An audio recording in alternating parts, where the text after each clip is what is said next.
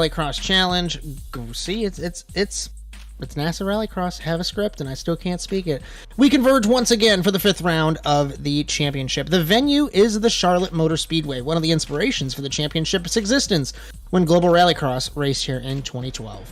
The circuit looks considerably different than that race 10 years ago, as the course on the front straightaway has gone in favor of a layout utilizing the infield road course.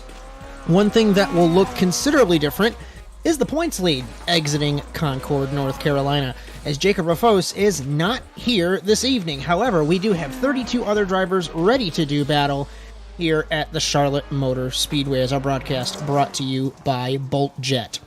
With Victor Vallee in the production truck and Philip Kraus stuck in the stands trying to make his way to the commentary cube alongside me, I am Josh Mertz, as we welcome you to Lights to Flag coverage of the NASA Rallycross Challenge on the Automotive Sports Network. 32 cars here this evening, and a big tidbit before we get going properly is the top 5 in practice from a couple moments ago. Adam Alderton, 41.818. Ben Forster, 41.894. So about a tenth of a second separates them, but Luke Kraus, defending champion, 42.053. He's 0.2 down on his teammate. Cars are rolling through. Here in qualifying, we're going to take that opportunity to go through the format of today's race. If Victor Vallee decides to stream the feed on Discord, I'll be able to tell you that, but he's slacking on his part. 32 cars getting ready to take part today. They're going to be split into 3 heat races of 6 laps apiece. Joker lap once, the top 2 will advance. That will result in everybody else being funneled into 2 semifinal rounds, up to 13 cars in each, 8 laps, Joker twice. The top 3 will advance. So that'll give us 12 cars, 10 laps, 2 Jokers around this 0.85 mile circuit. You'll notice on the ticker there, Tyler Campbell in the 37. He is actually not the Sportsman Cup leader. We've had a bit of a crazy week. We'll go over that in just a moment. The Sportsman points leader is Cody Crosgrove in car number 18. Tyler Campbell was the Sportsman points leader coming into last race in Barcelona. No more, as I don't believe he raced that race. As we look at the qualifying times, Robbie Lorille 0.3 up on Adam Alderton. So Robbie was down in practice, but he is ahead of Alderton, McKenna, Schofield, and Campbell. That is our top 5 with about 3 minutes left to go. Real quick points update. Rafos 115, Kraus 102, so a 13-point swing. That's going to change this evening. David Schofield, according to this, it's actually Savian Ragster who sits 3rd in points, but we will get this updated. We've had a rough couple of weeks here at NASA and ASN. So Ragster with 75, Schofield 71, Christian Lindo with 64 points. Crosgrove will lead Aldrich by 7 points in the Sportsman Cup. The Constructors Championship, TWR Subi Squad leads Fiercely Forward by 5 points, which is interesting because Fiercely Forward missed the first round in Great Britain. 54 points is the lead from Subaru to Volkswagen, not missing anything there. As really, the championships, I don't want to say settled, but because we're halfway through, but a decent lead for all of them, especially with Rafos not running this evening.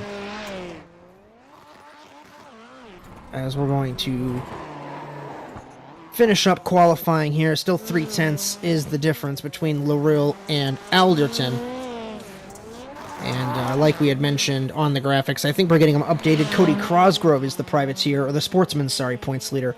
Tyler Campbell is not the points leader, but I think we're getting that fixed. I'm by myself for now. I think Philip Kraus might have got lost. I tried to call him before the race coverage went live, and he didn't answer me. So, Victor Vallee, you don't have to, but feel free to interrupt if you would like. I mean, I can interrupt as much as you want me to. But let me tell you, these points look pretty tight now, especially with Rafos not here, Josh. That's going to be huge, because that's actually going to leave us with a new red plate coming out of here, I do believe. As it is definitely going to be more than a 14-point swing unless Luke Kraus runs out of all the talent that he has and doesn't make the feature race. But even then, he would have to finish 12th or worse to tie Rafos. And he's the only driver that can leave with the points lead, as the maximum amount of points in a race is 33. It's fascinating to actually think about so far what he's done. He had that issue in Norway, but if he didn't, he would have won all 4 races.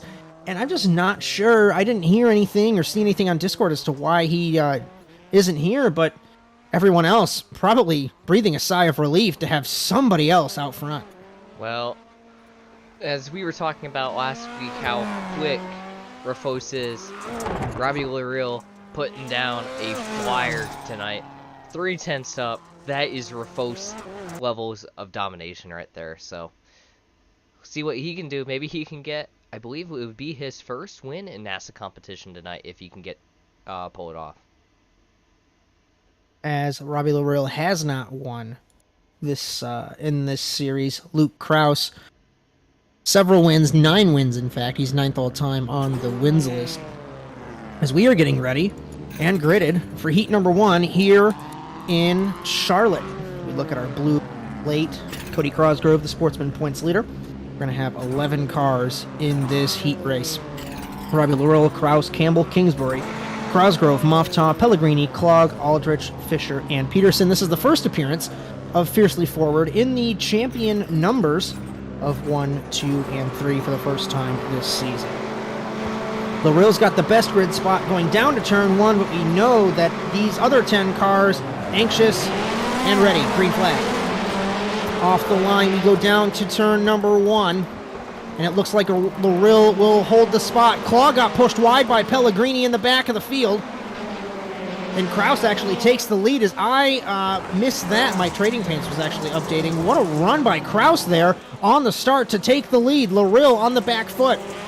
Tyler Campbell in the 37. In third, Ray Kingsbury, Moftaw, Crosgrove, Aldrich, Fisher, Peterson. Clog still on the track. One car into the wall. I thought it was Campbell in the 37. Yeah, he's getting hounded by Ray right now for that 3rd position. But it looks like Robbie and Luke trying to pull away here. That's going to be huge for them, and that's exactly what they want to see behind them as Ray takes to the Joker in the first lap.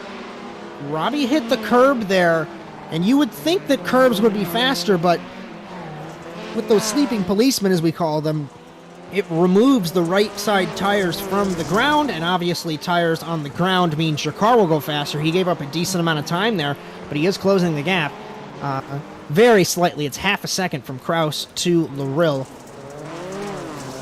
Yeah, 4 tires definitely better than 2, and sometimes 4 tires turns to 8 real quick in this series, so hopefully we don't see that tonight, but in the case we do, that's exactly why. Let's see if anybody of the leaders will Joker. No, Kraus, Lareal do not. If we can take a look at the graphic, we'll notice here it will obviously light up when they take to the Joker lap. So we can see the top 4 have not Jokered. Then it's 2, then 2 didn't, then another 2, and then Clog in the back of the field in car number 3. We're focused here on Tyler Campbell in the 37. He sits in 3rd. First man out from a transfer spot. Lareal is all over Kraus, and these guys are setting sail. We take a look at the lap times. It was a second quicker, essentially. Lareal, over Campbell, though. Yeah, 7/10 off the last lap there for Lareal and Kraus over Campbell, and then Moftaw right there closing in on Campbell, 3/10 up for Moftaw. So, as you see, Moftaw takes to the Joker here. And it's going to be a really close battle between the 2 teammates. Moftaw clears him on the outside. Kingsbury gave way definitely there. Ray could have taken the fight to his teammate through the corners, got his elbows out, but chose to live and fight another day there with his teammate for sure. I will give a heads up. It looks like Trading Paints is being Trading Paints and not updating the livery. It looks like we have a KES livery for Robbie Lareal. versus on the feed, he has his old livery. Speaking of Lareal Heat Jokers in the 213, exiting the Joker. Campbell Jokers in the 37 as well. Kraus takes 2 laps to go. We're going to see if there's any rotation. Moftaw would be the closest car to Campbell. No contest. And one thing here, and it's very hit or miss, is the Joker exit line. You have to make sure you do not cross that line on exit, otherwise you will get a penalty. And it's something that really should be implemented at all tracks, as we've had some issues the last couple of weeks with Joker either merges or Joker exits, I guess you could say, in the case of Knock Hill. Yeah, and we're looking at Luke right here in the lead. Still has yet to take his Joker, so he'll definitely take that on the last lap. We're real taking his. So at this point, I think it's a no contest for the 2 transfer positions. The 213 and the 1 going to transfer on to the final here. And the big storyline in this race specifically, we mentioned it before, is not the transfer, but the 3rd place guy is going to get the best spot in the semifinal. Campbell's holding that spot now, but Moftaw and Kingsbury all over the Volkswagen Beetle. And he got really wide in the first couple of corners. It's essentially a double apex. And I've caught the right rear on that tire barrier. It does not end well. We're focused on the race leader, Luke Kraus Jokers. Campbell hits the wall. I'll keep you guys updated there. Luke Kraus will win heat number 1. Lareal comes home in 2nd. Moftaw runs it wide in the penultimate corner. He can't get it done. Campbell will come home in 3rd. Very close battle between the LLM teammates there. And that is crucial for the semifinal, the gridding process. As we saw how crucial the pole position was. Robbie lost it, interestingly. It looked like Kraus got a better run off the start and just really bullied his way on the outside there as we take a look at our Heat 1 results. Now Heat number 2 starting grid. Adam Alderton, Carson McKenna, Sabian Ragster, Magnus Okenhaug, Ben Forrester, Ryan Mowry, Lambert, Abedi, Quinn, Watson, and Lind. Another 11-car race here today. Driver to keep an eye on here is Benjamin Forrester. He was 2nd fastest in practice, and Alderton and Okenhaug actually sandwiched him in heat number 2. So definitely 2 guys to keep an eye on here. As we get ready for heat number 2, Alderton on pole. Let's see if he can hold it, unlike Lareal last race. Green flag, gets a great jump. I bet he got a great jump from the 4th row of the grid down to turn number 1. It is Alderton who holds the lead ahead of McKenna, Ragster, Okenhaug, Forster, contact in the back. Abedi looked like with Lambert they came together. 1 car to the tires, and it's Matthew Lind in the 0-3. He gets kicked out and into the wall. Contact with Abedi and Lambert. Abedi is ping-ponging through everybody to try and make up spots, and I don't think it's helping. So Alderton out to a huge lead here over Carson McKenna, who's made his way up to 2nd place there, I believe. Actually, he's held 2nd place, excuse me, over Sabian Ragster there in 3rd. Highly contested transfer spot right now, as Alderton seems to drive away. Ragster nudged the wall a little bit. Jokering is Forster. Ragster nudged the wall in the hairpin, but it doesn't hurt him. And Adam Alderton will lead at the end of the first lap, ahead of Carson McKenna. Into the wall goes Alderton. Into the wall goes McKenna. Into the wall goes Ragster. What? The track is wet, apparently, as everyone hit the wall in turns 1 and 2. That's... I have no words, honestly. I mean, that's just something different. Every week you see something weird, and that's the Rallycross competition, trust me. It is never the same. As what's interesting is the level of contact with the wall. I think Alderton might have brushed it a little bit harder than McKenna. McKenna closed in going into the long hairpin there. As we take lap number 3, 43.892 to a 44.3. McKenna was up by half a second over Alderton in car number 2. One car it sounded like was into the wall. It was Brock Quinn in the 005, the 005. He was in 8th, and he had some trouble in the first couple of corners. 2 cars off the track, Lind and Betty. And Quinn sits in the 9th position. We're coming across flags. Still no Joker out of the top 4. And Victor, one car that surprised me in practice, Ryan Mowry. Yes. In the 815. He was up there with the big boys in that sportsman car. And he is faring strong here. In 4th, not in a transfer spot, but still, like we mentioned earlier, anything can happen. Especially, remember, Knockhill, when everybody seemed like they didn't want to win their heat race. Yeah, he was very... Oh, and Into we the wall. got McKenna. So now this is going to spice up the transfer spot. Ragster is going to have a better run on the inside. Contact between them. They're both into the wall. They nudged it just a pinch. Nobody jokers. I thought if I was Ragster, I would have jokered to clear yourself, because who knows if the 11 of McKenna's got damaged. Or got damaged, I should say. And we got to talk about Forrester sitting back there in 4th. The first car... Ragster into the wall. Yes, into the wall hard for Ragster there. McKenna and Ragster might have... Mowry into the wall as well. Yes. So, and he's... Turns looks like 1 he's and backed 2. it in there. That's his heat over for sure here, as he's going to rejoin after everybody clears him. And that's such a tricky section to get right, not just because the 3 leaders hit it in a row, but you want to run it all the way wide and utilize that runoff there in the middle of the double apex. But that wall is perfectly placed. If you're not inch perfect, you're going to end up wrecked. White flag for Alderton in car number 2. Ragster's jokered here. This is going to be interesting to see where they close up. Ragster easily has it. McKenna in 2nd. Ragster 3rd. And no delta between these two. I think that Ragster might get this. I could be wrong, but I think the Joker delta is a little bit bigger than what the gap is here. We'll just have to wait and see. Second gap from what I saw, and McKenna's driving that car extremely hard, trying to get every little inch out of that car. Alderton Jokers in the 2. A little bit slidey there in the Joker. McKenna Jokers. Alderton will win heat number 2. He crosses the merge line, though. That might be a penalty. McKenna does the same. McKenna does the same. We'll have to see what the sim does. Ragster comes home 3rd, so he will tentatively be.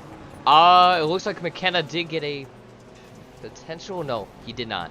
So it looks like the official results do have Alderton and McKenna advancing to the future here. As it's interesting to see that the sim doesn't entirely police that, but we don't make the rules. We just follow the sim. Whatever the sim does, it goes. We get ready for heat number 3. Francois Martel, Schofield, Robichaux, Powers, Palacio, Kingsbury, Cryer, Forrest, Wetz, and Belton. And another guy that was fast was Chris Wetz. Remember, he's raced in every single season of the NASA Rallycross Challenge, and he was, correct me if I'm wrong, 5th in practice? Yeah, 5th. So watch out for the True North Esports driver. Our final heat race of the evening as we get ready to go green in Charlotte. Green flag off the line. Robichaux gets left in the dust. Schofield will have the lead in turn 1. He does not pinch Martel to the wall, and he's going to pay for it. And he gets turned, and over goes the 27. Let's gets by. Looks like Belton had to escape to the Joker. I don't know what's going to happen there. If you can keep an eye on that. Belton. Interesting. Belton got pushed into the Joker, so I don't know what's going to happen. Robichaux into Palacio. This is for second, as the graphics have not updated. Matt Powers is crab walking in the 237. Schofield off the road. Palacio, Forrest, Robichaux, Belton, Wetz, Cryer, Kingsbury, and Schofield. I know we don't want to say you deserve that. I don't want to say that per se. I just want to say that I would have been a little bit more aggressive, pinching Martel to the curb. Palacio Jokers. Because you're setting yourself up, when you open up the corner like that, unfortunately setting yourself up for an incident like that. So Pelton did take to the Joker there, but it didn't count. Palacio into the wall. Gets passed by Belton. Belton takes the spot. Sorry, you were saying. But Belton did not register that as a Joker, so I think is all. everything was safe and fair in that one, as Belton runs it wide and Palacio tries to get back underneath him. This is quite the battle here as Belton goes wide and Palacio is driving that car like a GT car. Yeah. He's not sliding it. No, he's not. That might be faster or a little bit more comfortable for him. I don't know how it'd be faster, but from what I can tell, it looks like it's working for him. It's very hard to do, I'll tell you that. Because on iRacing, that's what I was trying to do, and I couldn't figure it out. It's just got speed mentality. Don't hang it out. Just keep it nice and clean, and Martel still leads. I thought he almost was going to hit the wall. Justin Robichaux sits in second in the Volkswagen. Third is big dog Kieran Forrest. Fourth is Palacio. This heat has thrown everything at us, and we have only been going for, well, it's going to be cross flags now. So quickly through this heat, as it looks like the top two yet to take the Joker, but Kieran Forrest closing in, and he's taken his Joker already. So this is not even like a battle for position at this point between Robichaux and Forrest, because Robichaux still has yet to take his Joker. So I don't think at this point Forrest needs to really push that hard. As Kieran Forrest in the Ford Fiesta, the Complex SimWorks Ford, with Justin Robichaux, the Woven Planet Volkswagen, and Francois Martel hasn't gotten away as far as he probably would have liked. So we're going to take 2 laps to go. He does not Joker. Robichaux does Joker. Yep. Very scrappy through the Joker, and Big Dog's going to take the second spot. And just like that, Kieran Forrest into a transfer position here. That, I don't think he's made a feature this entire season, if I'm not mistaken. I can pull it up right here and see, but I don't believe that he has. If we take a look, Brands Hatchie did. He finished 8th, so we stand corrected there. Yeah, so that was a race I wasn't here for, so that explains why. You're right. One car I'm a little disappointed in this heat race is Bodie Cryer. I mean, he hasn't had the pace at all this evening. We know the Texan is fast, but what is going on? He's always struggled at Charlotte from what I could put together. As we take the white flag here, Martel yet to take his Joker, so he'll do it this lap, of course. But he's never really had the pace here at Charlotte. I'm not sure exactly why. Maybe it's the lack of dirt sections, the lack of a lot of that stuff what he's used to, as we see. I think that was Palacio having an issue. Palacio. I'm not sure exactly why, but it looked like he had to stop for just a second there. Possibly a slowdown of sorts. Martel in the 12 Jokers. Where is Big Dog? Big Dog might not get this win. Martel into the wall. This is going to give, I think, Big Dog Forrest. No, Martel will win the heat race. Oh my goodness, almost threw it away. Francois Martel as they collide after the line. Robichaux, the best of the rest here in Heat 3. Of course, they're going to do some track work after the session for the semifinals. Set the track state back to 0, which I believe should help the Subarus. I'd like to think it was the opposite. I drove the Ford and the Volkswagen, and I almost thought that it was better on a new track. The Subaru is better on a grip track, although I feel like I could also be completely off base there and flipped. The first semifinal of the evening here in Charlotte. We've got Tyler Campbell, Robichaux, Forster, Kingsbury, Cryer, Lambert, Aldrich, Belton, Quinn, Fisher, Powers, Abetty, and Peterson. 13 cars. You didn't give me time to get my hard hat from the work truck, but we are going to get ready. You might need more than that. You might need the whole thing of PPE here in Semifinal A. Getting ready. 13 cars, 8 laps, 2 Jokers. Oh, we got Belton jumping the start here. Green flag. Cryer, great start. 4-5 wide, down to turn number 1. One car's going to cut across. It was Robichaux into Kingsbury. Oh. Cryer gets hit by, it looks like Forster. Robichaux's around as everyone wads it up. Cryer, Kingsbury gets hit by Abetty. Abetty nearly flips the 25. Robichaux battling with Peterson.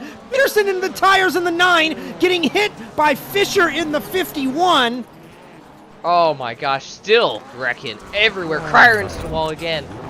And a no good, very bad semifinal for Cryer. Does not look like he'll make the feature as he's going to cut across. I think that was Robichaux there. Actually, correct me on that. I think that was actually Brock Quinn in the 005. As running order update after the chaotic first couple of corners, Campbell, Forster, Powers, Lambert, Jokers in the 46. Remember the inaugural champion struggling here on iRacing to adapt to these cars, but he certainly is close to a transfer.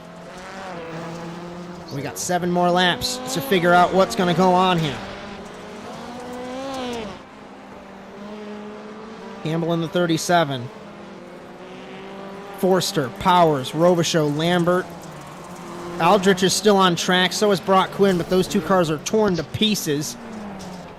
But I saw Jacob Kraus race for literally 3/4 of a heat race on the NASCAR 2003 days with his car essentially on fire. And he gained a couple spots, so who knows what'll happen.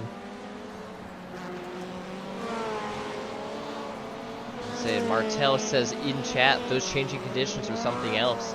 And I agree. I don't know if it was actually the changing conditions that caused that or not, but the chaos that is NASCAR Rallycross once again never disappoints as we hit Semifinal A. 3 laps in, Campbell, Forster, Powers, your top 3 should be transferring on. As Powers into the wall. Powers into the wall. Robichaux getting close to his teammate. Campbell looks like he skimmed the wall in the hairpin there. That's such a hard corner to get right because there's a grip strip of asphalt. It's very, very small, but when I sound like I'm exaggerating, it's like a millimeter off the wall, and if you don't get it right, you lose so much time. So that's why these guys are essentially skimming the wall. They don't want to hit it, but they want to get on that grip strip. Just to remind everybody, the format for the semifinals is 2 jokers here in the semifinals. And if we take a look, Lambert already completing his strategy. That's going to be huge as he tries to track down Powers and Robichaux here. As you can see, Lambert right behind Robichaux already here.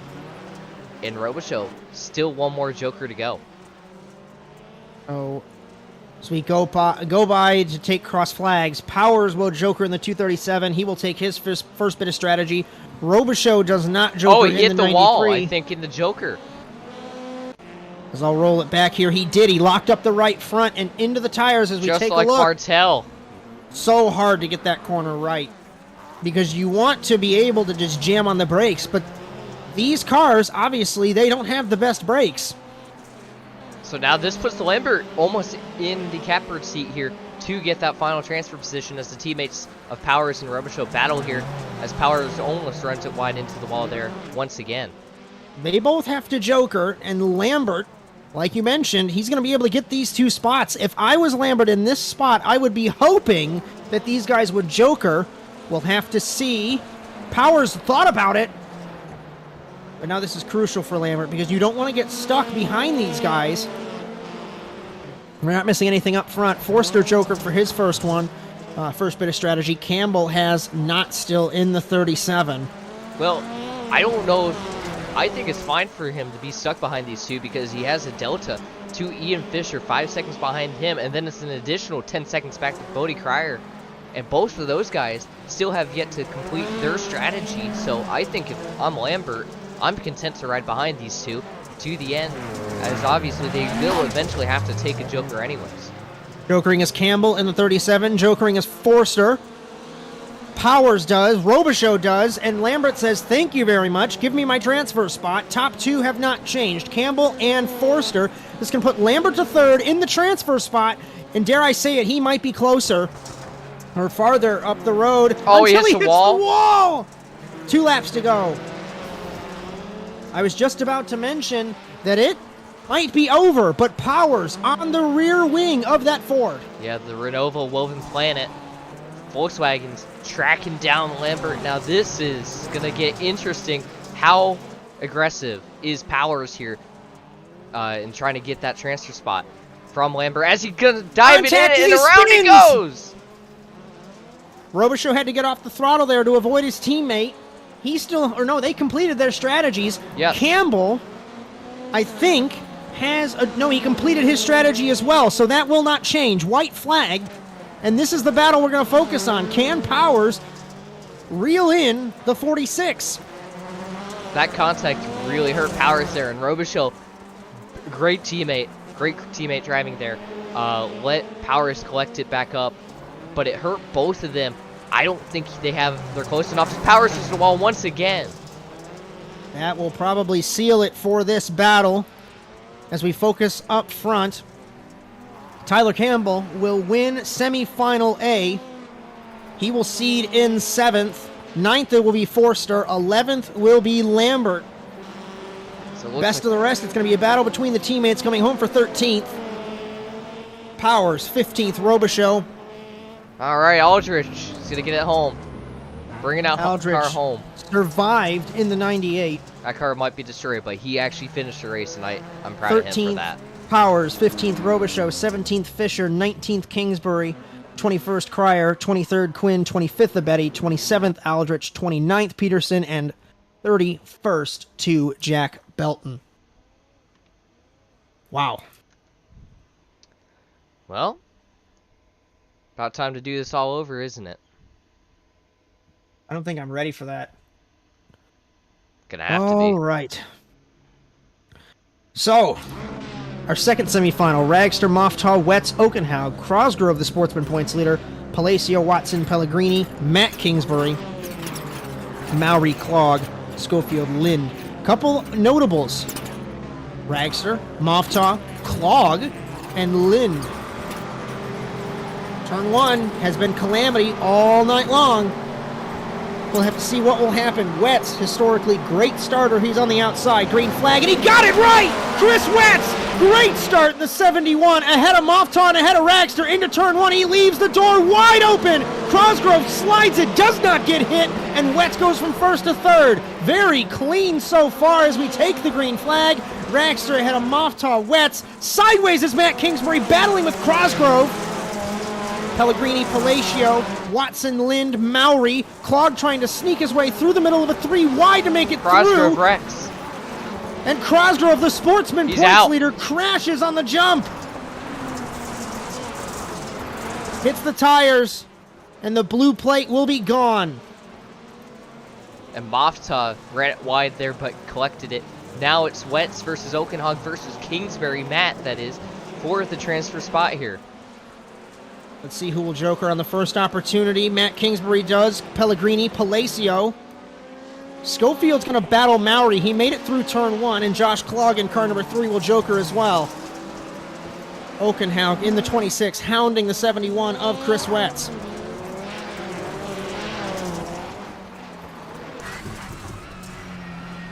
This is Ragster. We're on board with the 26 of Oakenhaug in TWR Subi Squad. And even he won't slide it through this corner here. That's got to be the strategy, maybe, to hug that grip lane on the inside and through the hairpin. Very slow, very tedious. Wetz is hanging on to the top 2. Honestly, I'm very surprised. Ooh, Oakenhaug thought about jokering there, but thought better of it. Kingsbury and Watson battling. Kingsbury takes the spot on James Watson. Great move for Kingsbury in the 21. Inch perfect on the exit of that corner. Oakenhaug gets ahead of Moftaw here. Ragster pulling away. Oakenhaug, Moftaw, Wetz, Kingsbury. That was a great move that he pulled on Watson in the penultimate corner. And it was on the inside, too, which is very hard to do because the next corner is left-handed. If you can stay alongside the guy, you're going to take the spot if you're on the left-hand side of the road. Looking at this now, Moftaw just clipped the wall there. Wetz jokers. He changed his strategy at the last minute. Matt Kingsbury jokers in the 21. Lind does not. And Kingsbury was much faster on a joker entrance over Wetz because Wetz changed his mind at the last moment. Yeah, but that's going to actually allow Wetz to defend. Kingsbury nearly nudges him. All over Wetz is Kingsbury here. As we ride on board, Chris Wetz in car number 71. Remember, the man from Texas is 3rd on the wins list in the NASA Rallycross Challenge. He has 19, Oh, runs it wide into in the the wall. 71, does not hit the wall. I thought he did. Will he do an over-under on Kingsbury? Kingsbury leaves the door open in the 21. I think Wett's had some issues there under acceleration. And out of the way and into the sleeping policeman and into the wall hard. Contact with Lind and Wetz, and we'll take the 71 out of it. And Lind out of it as well in the 0-3. Yeah, I think Lind was trying to joke her and Wetz just had nowhere to go there. That is so unfortunate. And heartbreak for the 71 once again. To take cross flags for Savy and Ragster in the 91. Moftaw in second. Third is Okenhaug. Fourth is Watson. The biggest battle here. It's not going to be between Okenhaug and Watson, but Okenhaug and Kingsbury. Watson holding up Kingsbury here. This is huge to that battle. Kingsbury's got to dispatch the 39 here. Get out in front of him and try to track down Okenhaug. There's Okenhaug right there, I think. As they make contact, and around goes Kingsbury. And Kingsbury comes over the chat. And they're arguing. Absolutely not They're happy. arguing over voice chat. Probably saying some things that we can't repeat over here on air. But can't blame Marwan Moftaw! As we were focusing on that, Moftaw has crashed! He's given up a lot of time. He has to Joker. He's going to lose the second spot. That's what happened. He hit the sleeping policeman and had to spit him out. So now Let's get a running order update here. 2 laps to go.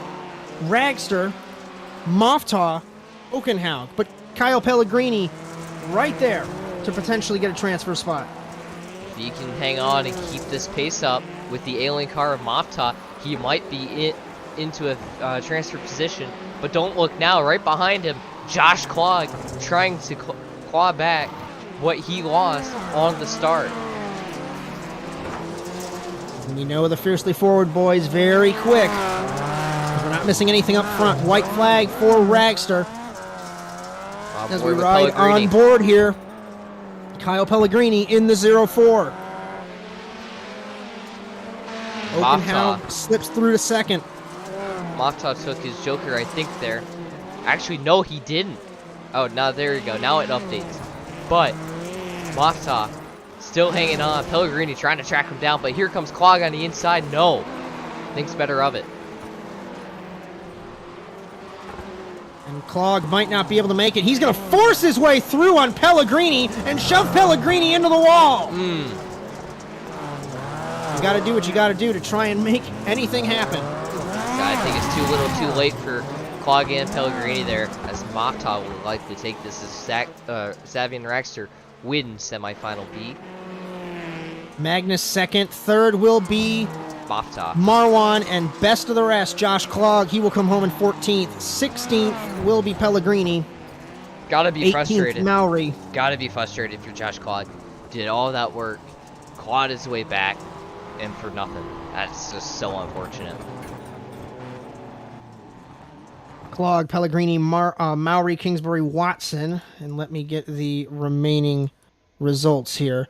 Kingsbury, Watson, Palacio, Schofield, Lind, Wetz, Crosgrove. That will be 14th down the order. As just like that, we are in the feature race. We actually have special guest here, Ian Fisher. As I'm going to step away for a minute now that Ian's here. If Victor, you'd like to take the reins for a couple of minutes. Yeah, absolutely. So, Ian.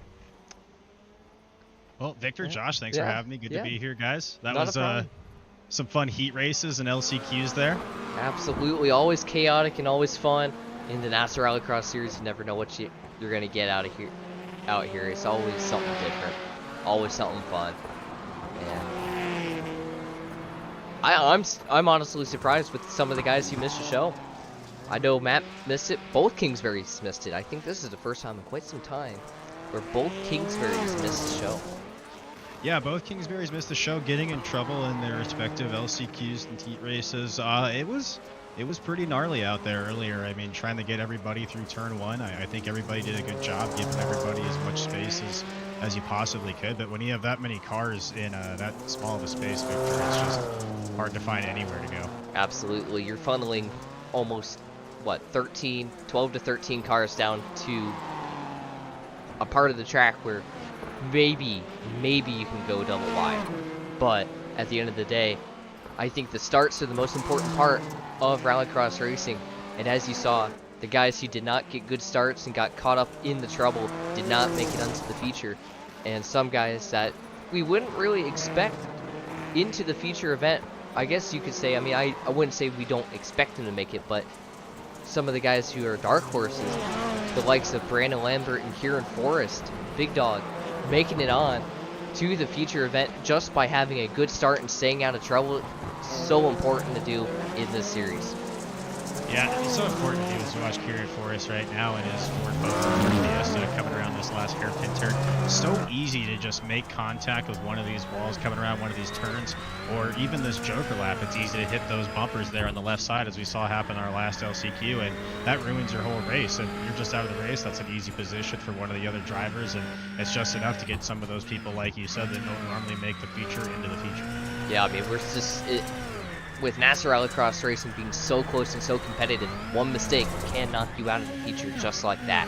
As we saw with Josh Clogg and Ray Kingsbury and Matt Kingsbury, all of those guys, typically you would say have a pretty good shot at making the feature, but tonight, not so.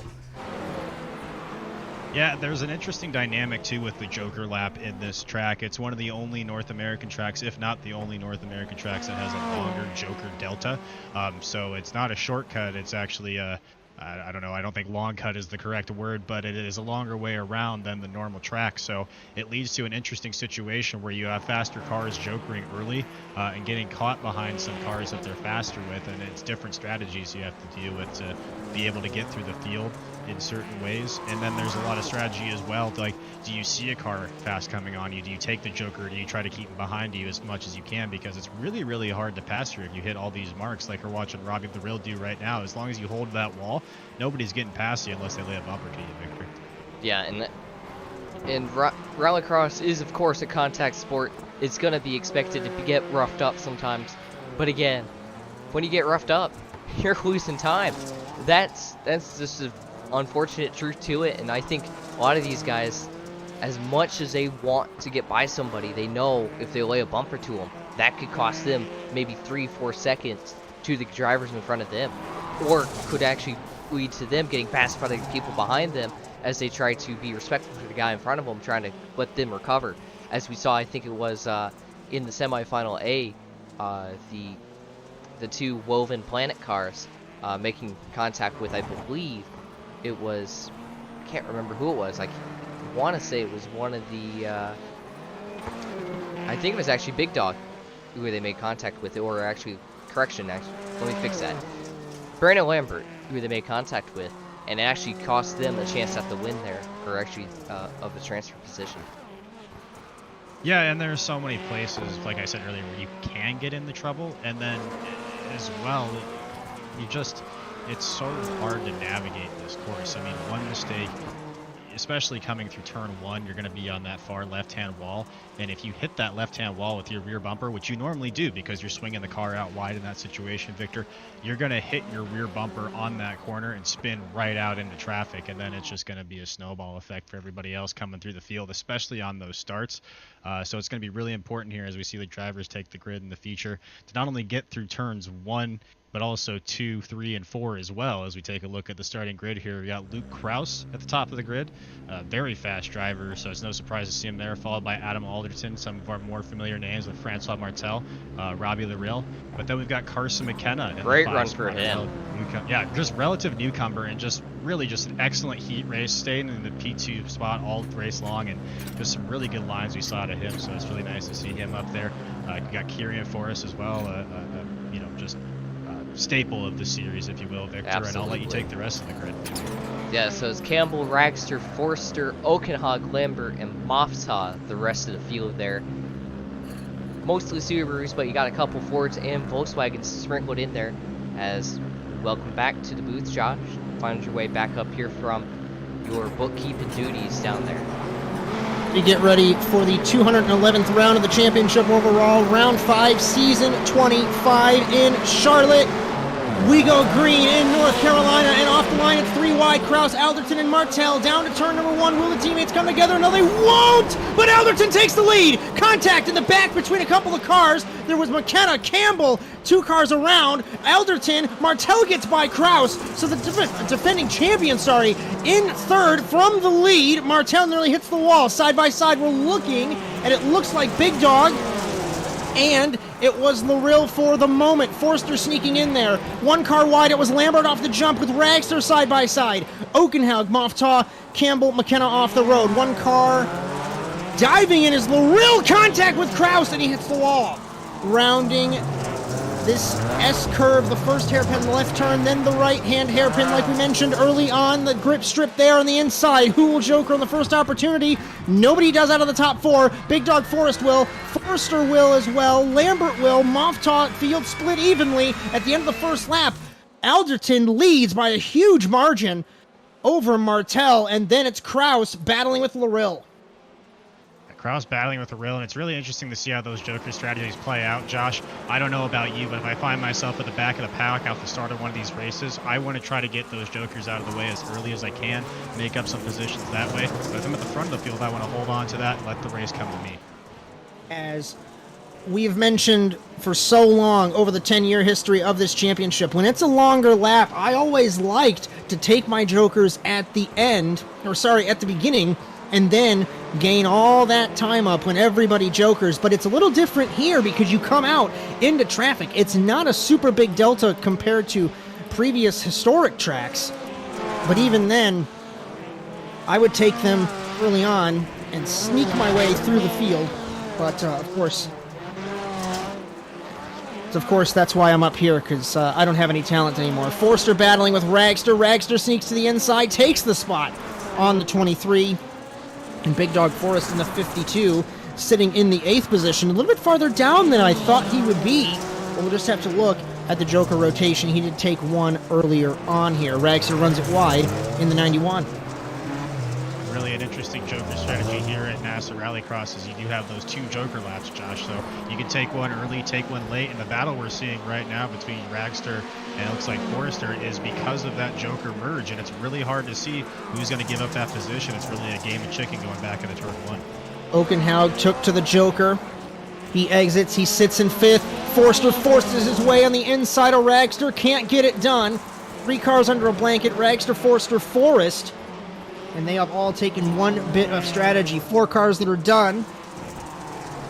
Forrest, Lambert, Moftaw, Campbell have completed their strategy. Forster, I think, is faster than Ragster, but he can't get it done. Sneaking to the inside. He backed up the corner. What a move if he checks him on the exit, but Forster takes the spot. What a move for the 23. That was fantastic. Just being able to make it stick like that and then get back to the power without spinning the wheels, Josh, really impressive. And that's so hard to do. Obviously, you're on dirt, but the all-wheel drive nature of these cars gotta be very gentle, like an egg under the gas pedal, to be politically correct.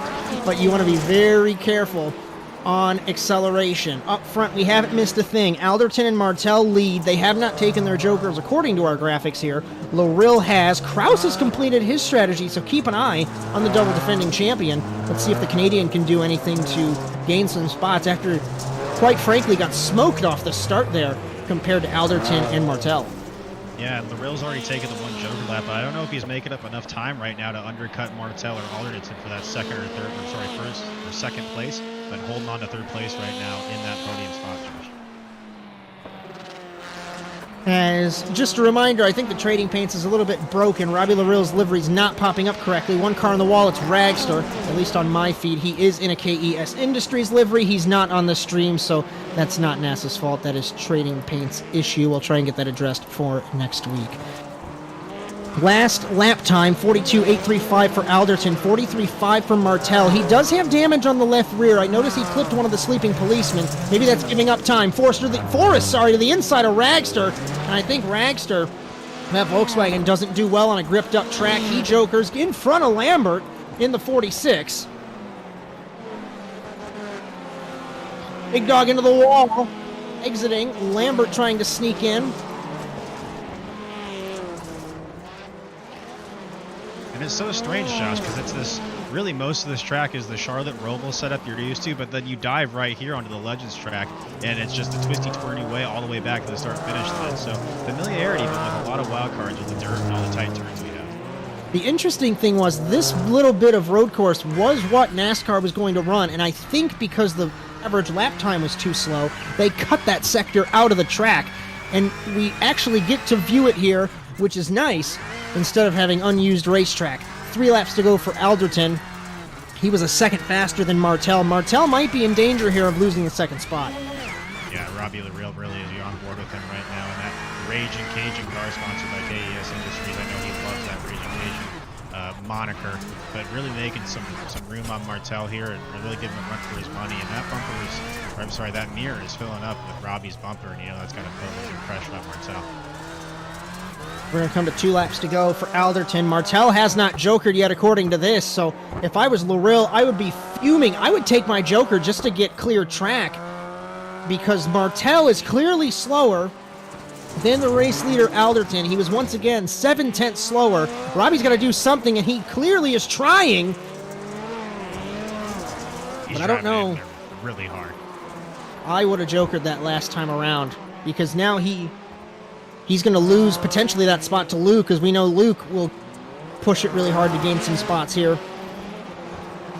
Yeah, and it's going to be interesting to see with Martell there if he's going to be able to catch back up for a podium spot. So yeah, you're right. That's LaReal to the inside. White flag for Alderton. Has Alderton jokered? He has. He did take one bit of strategy. White flag for car number 2. It has been a long time since car number 2 won. I'm not going to go into detail who won the last driving car number 2, but he might be speaking right now. Sitting in second is LaReal. Third is Kraus. Trying to make a 1-2 finish for Fiercely Forward. I think it's going to happen because LaReal has to joker still.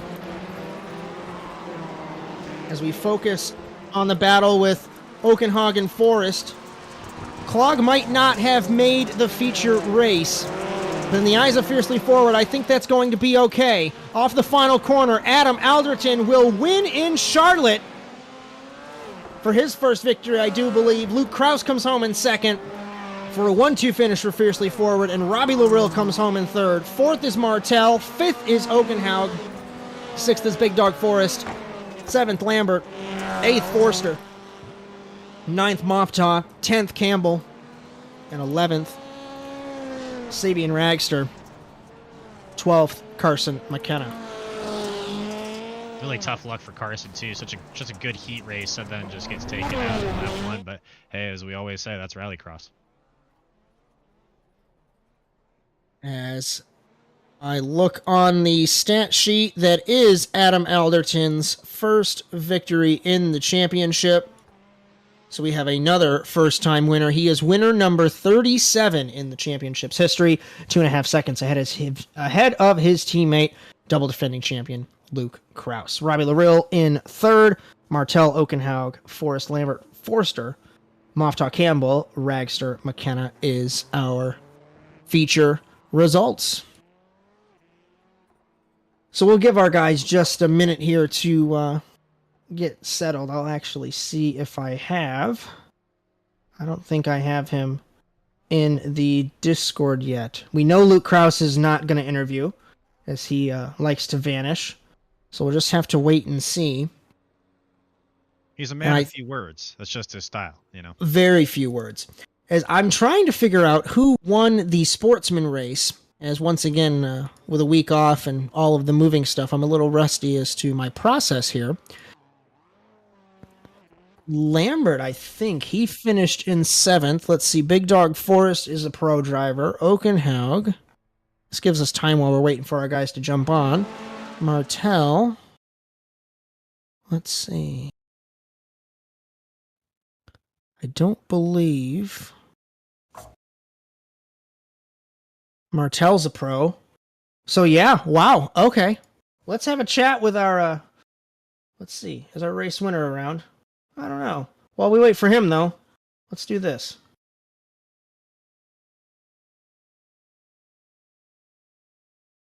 We're actually going to do this backwards. we're going to have a chat with our sportsman. I can't believe I'm saying that. Sportsman race winner, Brandon Lambert. Wow. Hi. You, they let you out of the retirement home and you won something. I know, right? How crazy was turn one? How crazy was what? Turn one, in general. Not just the feature. Not just the feature, just in general. It's pretty nuts. It's the way it's set up is just causes calamity for itself. It's a tight left-hand corner, and you go from being 4 wide, and you got to shrink down to 2 wide real quick, and not everybody gives room. So, As Ian, you're much better at this than me, and you pay attention, unlike me. So if you want to actually take this.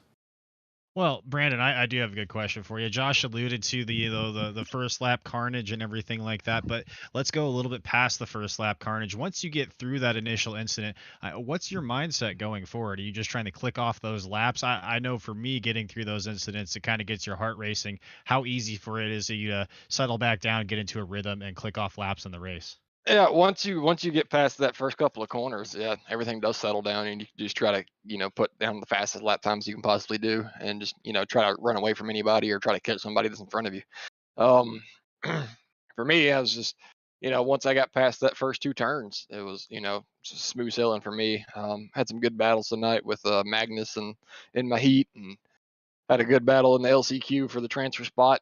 Took my jokers early when I was able to, hold the guys off behind me. I think they were a little bit quicker than me, but I was able to hold them off and then go ahead and transfer into the final for the second time this season, which is a huge feat for me because I usually struggle getting in the finals. But I take anything I can get. When you talked about clean air being so important, was that part of your early Joker strategy? Was to just get your nose in clean air, or do you have some kind of formula depending on where you are in the grid as far as when you take your Jokers? Basically, I was doing the opposite of people were doing in front of me. So if I saw somebody go in the normal course and I took the Joker early, and then that does create clean air if you're got a good enough gap to the person behind you, or even a couple cars behind you. So it was just really good. Yeah, it was just do the opposite what somebody else does. Get yourself by yourself as much as you can. Clean air. Nobody's slowing you up. You're trying not to slow anybody else up, but if somebody's faster that's behind you and you can take a jump on them by taking a joker early, then heck, do it. Yeah, and sometimes that opposite strategy is all it takes. And that opposite strategy was good for you tonight for the sportsman win. Is there anybody you want to shout out, Brandon, that helps you get it done? I just got a shout out to all my teammates. Kieran for teaching me how to drive this stupid car, and Complex Works and Christian Ose sponsoring the car this season, and all the guys at LLM that we huge team. Drive a couple different cars, but we all work together and want to see each other succeed. And if we can get a full 7-8 car LMM field into a final, that'd be absolutely phenomenal. Phenomenal it would be indeed. Thanks a lot, Brandon. Thank you. Yeah, Josh, and it's really interesting to hear that team dynamic, how it really makes such an impact on our drivers and how it allows them to perform at their peak every single week. As I joke about Lambert coming out of the retirement home because he's always been a good team player when it comes to that. Even on the NASCAR 2003 days when I would struggle going into figuring out a corner. Even in the Solstice Racing days, they used to do oval stuff. I still can't figure out oval stuff to save my life, but Lambert, always a good resource. One of the veterans of the series, finishing 7th overall, but he did win the sportsman race this evening. We're going to bring in our 3rd place man, Robbie Larill, and it looked as though that you were the guy in qualifying. You still finished 3rd, but it almost looked like it fell apart. Talk us through your race. Yeah, I definitely should have not qualified P1 because P2, even P3's you get a way better start than everybody else. You get a better runoff around that turn, and P1 has to slow down way too much to make that corner without taking out P2 and P3. So maybe that might have been what Luke and all did, was qualify 4th on purpose because they just thought it was a little weird. I was like, well, y'all just ran 41s and now y'all running 42s. What's going on? Something I don't know. But no, it was intense. It was a big strategy play on that one. I was debating on taking the Joker right after Luke did to try to counter it. But then at the same time, I figured if I can get around Francisco, that I was hoping that I can pull big enough that Luke would get caught up behind him and then take my Joker and have enough to get around him. But it didn't work As out. my second question actually was about the start, because it did seem like you'd have to hug the curb. You'd have a very shallow line into turn number one, and everyone would. The pole sitter would get smoked every single race by second or by third. Ian, you got anything to add? Well, Robbie, you won earlier this week in Racecraft TV Rallycross, taking home your first victory, I think, of your career in a league race. Now you follow it up with a third place finish here. How does that make you feel going into the rest of the season in both series and making that world championship run? It definitely boosts my confidence a lot. Charlotte's like one of my favorite tracks. I was really hoping to get a win in it, but at the same time, I think I need to start thinking when you race with these fast guys, the little bit of strategy comes into a huge play, and I think that most of these guys actually don't qualify P1 on this track on purpose. So next time I do race this track, I think I'm gonna dumb it down a little bit and try to get P4 so I can get that P2 spot or second spot in the first heat. Definitely have to change up strategies or thinking it a little more through. And it is really fascinating when you get to that upper echelon, that high level of rallycross, how those little things make differences of tenths of a second that make differences between first and second. Good enough for third place for you today, Robbie. Anybody you want to shout out for helping you get that done? Yeah, I need to thank KES. Also, I love the broadcast. I want to thank y'all. And I got to thank my wife because she's looking at me with that look. Very Like the important. time Very important. Will Smith got that look from his wife and he went slap Chris Rock.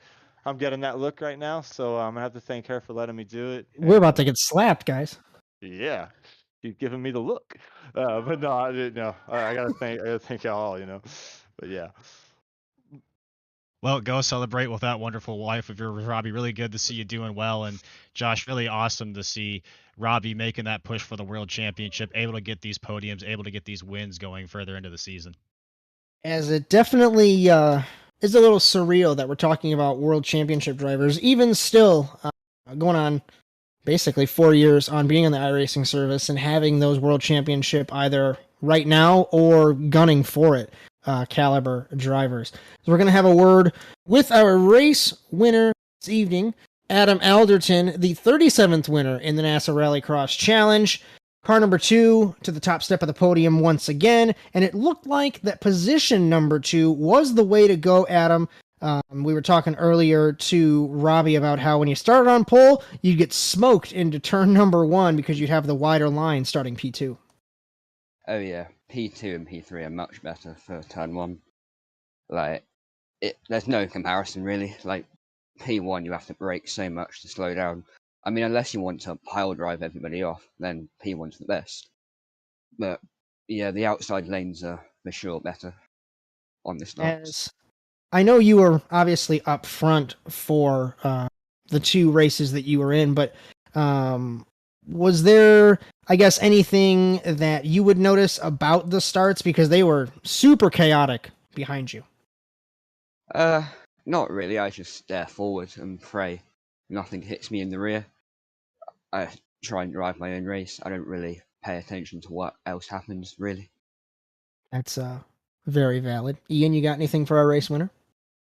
Yeah, I mean, what's your Joker strategy, Adam? When you get out in the lead like that, are you just trying to make as big of a gap on the rest of the field as you can and take the Joker late? Or is it something where if you know you can put that gap on the field, you want to get them done as fast as you can?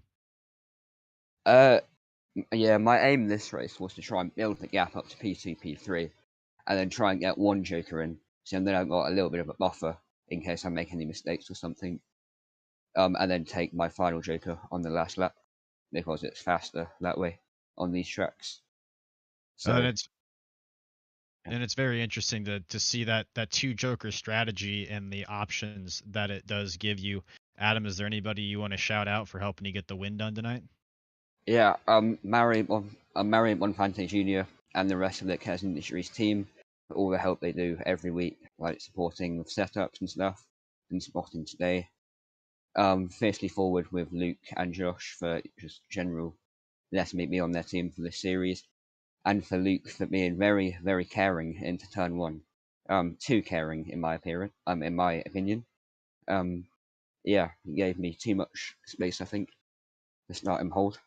But yeah, that's it. Well, thank you, Adam. It was good enough for you for first place tonight. Yeah, thank you. And Josh, it's really interesting to see that those drivers, if you're on a team, sometimes you do give your buddy a break, but then you see what happens. You end up losing that P1 position. If I was in Luke's position, knowing that I'd get smoked on the start, I wouldn't have done that. Ask Victor. Victor, I want your final thought, my friend. It was a chaotic evening tonight.